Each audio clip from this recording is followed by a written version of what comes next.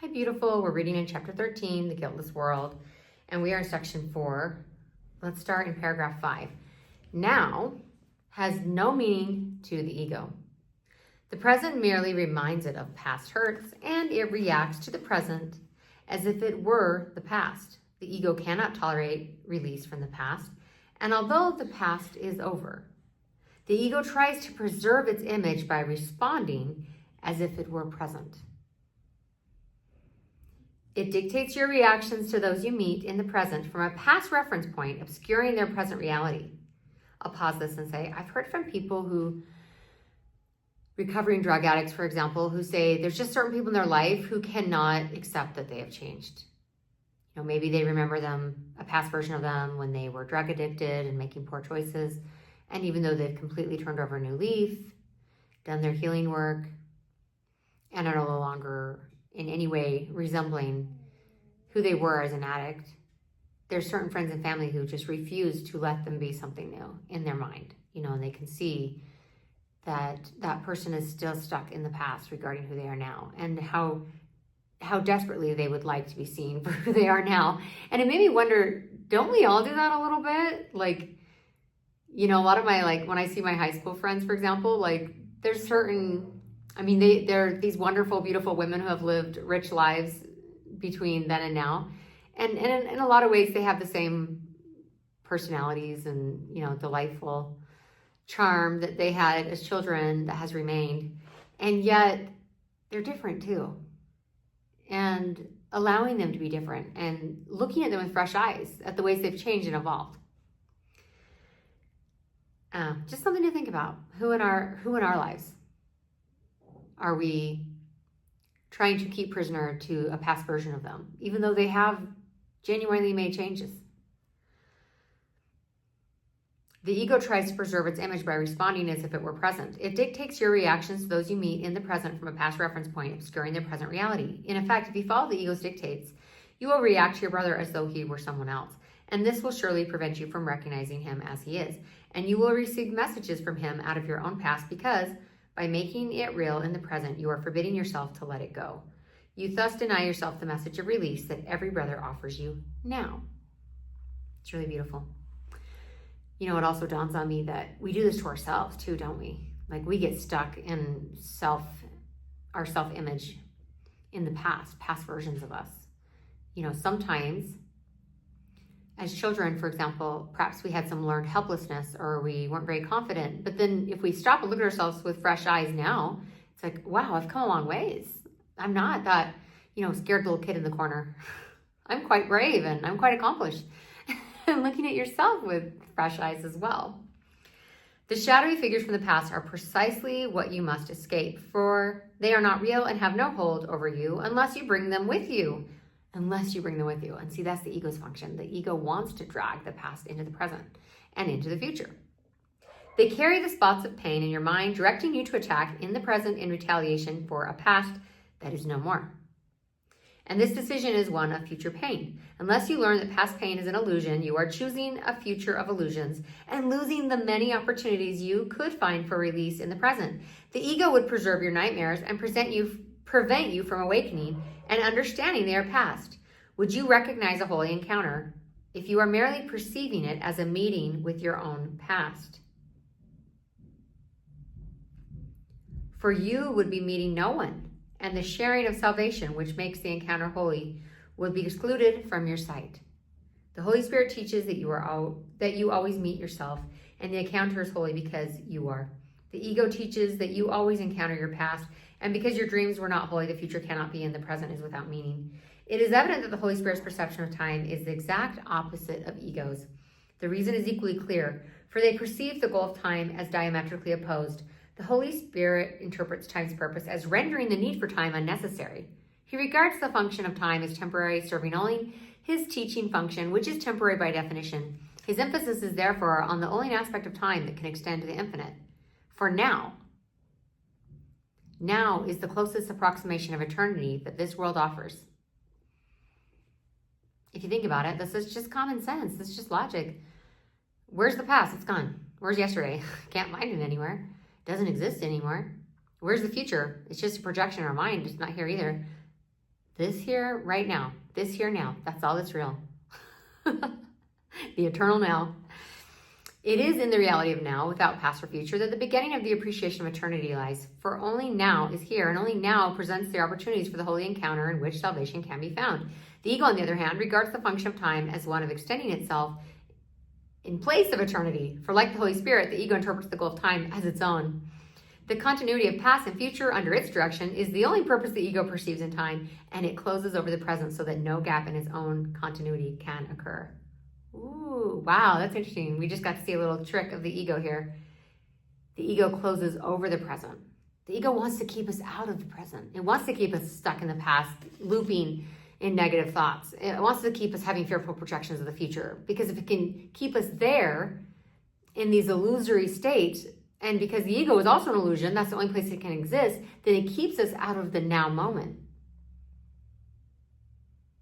which is the only place the ego can't exist, because it's the only place that's real.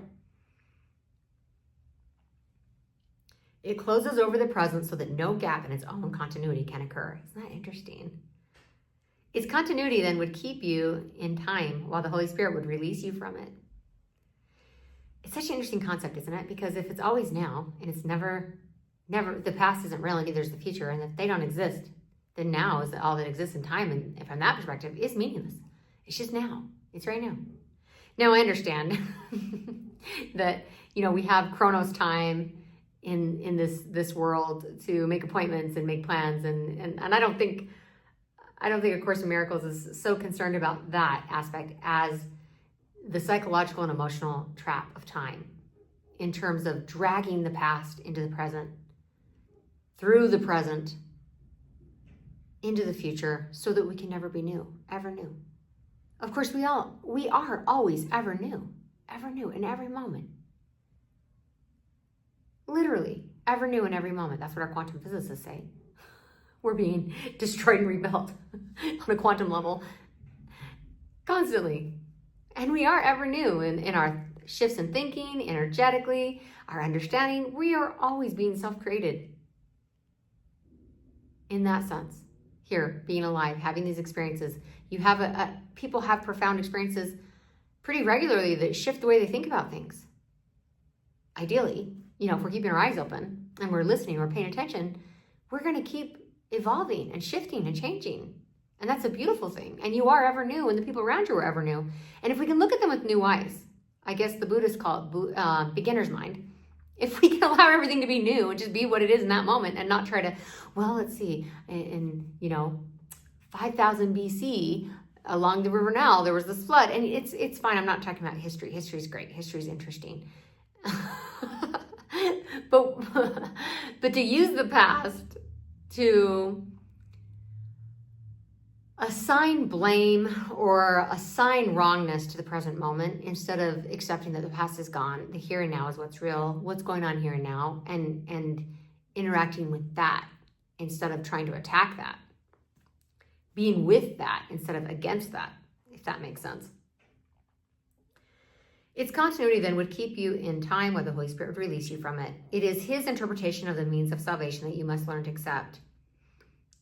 I'll pause here and say the Holy Spirit's. It's referring to, we have to learn to accept the Holy Spirit's interpretation of time, if you would share His goal of salvation for you.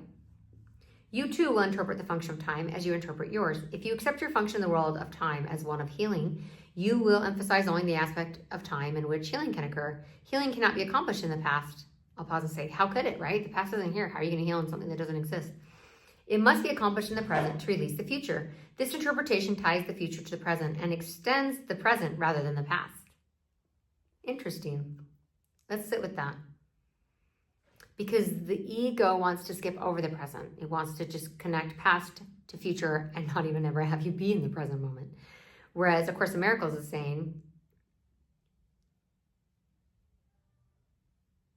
it must be accomplished in the present to release the future. This interpretation ties the future to the present.